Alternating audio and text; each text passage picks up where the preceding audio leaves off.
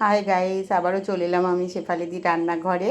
আজকে ডিমের একটা ইউনিক রেসিপি তৈরি করব। সেই রেসিপিটা আজকে তোমাদের সঙ্গে শেয়ার করব। সম্পূর্ণ ভিন্ন স্টাইলে এই ডিমের রেসিপিটা বানাবো। পেঁয়াজগুলোকে ছাল ছাড়িয়ে কেটে নেব, টমেটোটাও কেটে নেব, আর রসুনটাকে ছাড়িয়ে নেব। ডিমটা আমি সেদ্ধ করে নিয়েছি, এই যে সেদ্ধ করে নিয়েছি। এবার ডিমটাকে ছাড়িয়ে নেব। সাহায্যে সব ডিমগুলোকে আমি গ্রেট করে নিচ্ছি। দিয়ে দেবো তেল।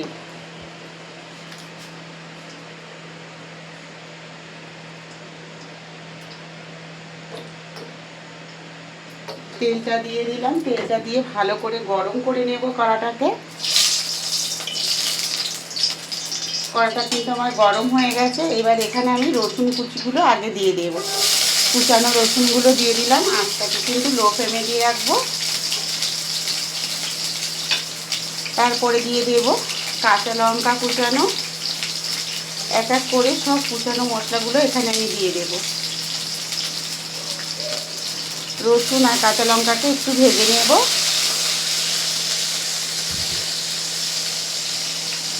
এবার এখানে রসুন আর কাঁচা লঙ্কা দেখুন বন্ধুরা, রসুন আর কাঁচা লঙ্কাটা আমার ভাজা হয়ে গেছে খানিকটা, যাতে কাঁচা গন্ধটা চলে যায়।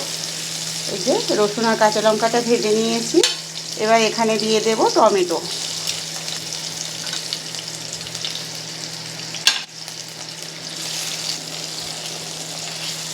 টমেটোগুলোকেও একটু এর সঙ্গে ভেজে নেব। আঁচটাকে এবার বাড়িয়ে দেব। সবগুলোকে একসঙ্গে একটু নাড়াচাড়া করে নেব। এবার এখানে দিয়ে দেবো কুচানো পেঁয়াজগুলো। সব কুচানো পেঁয়াজগুলোকে একসঙ্গে দিয়ে দেব।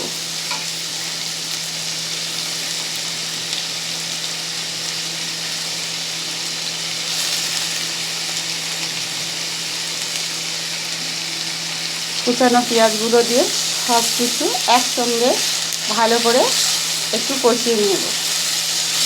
ভাজা ভাজা করে নিতে হবে। দিচ্ছি ছোটো 1 চামচের জিরে গুঁড়ো, দিচ্ছি এলাচ গুঁড়ো হাফ চামচ, হাফ চামচের মতন হলুদ গুঁড়ো। সব কিছুকে একসঙ্গে আবারও কষিয়ে নেব।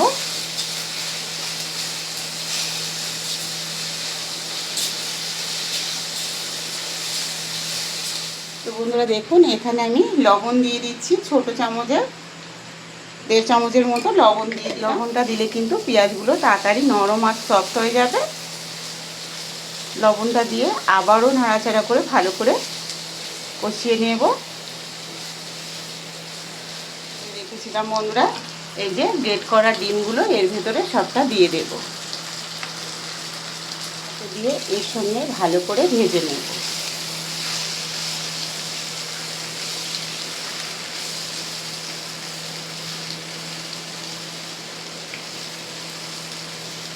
দেখুন বন্ধুরা, এইভাবে একদিন ডিমের রেসিপি বানিয়ে খেয়ে দেখবেন, দারুণ টেস্ট হয়।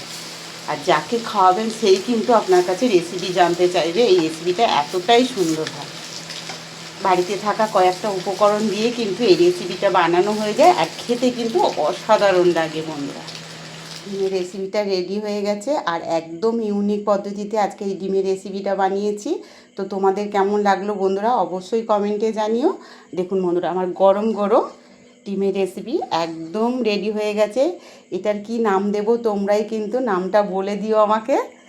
দেখতে কিন্তু ভীষণ সুন্দর লেগেছে। আর এইভাবে ডিমের যদি রেসিপি বানিয়ে খাওয়ান বন্ধুরা, বাড়িতে যদি গেস্ট আসে, প্রত্যেকেই কিন্তু আপনার প্রশংসা করতে বাধ্য হবে আর রেসিপি জানতে চাইবে। এই রেসিপিটা এতটাই সুন্দর হয় খেতে, আর দেখেই বুঝতে পারছো বন্ধুরা কতটা সুন্দর হয়েছে।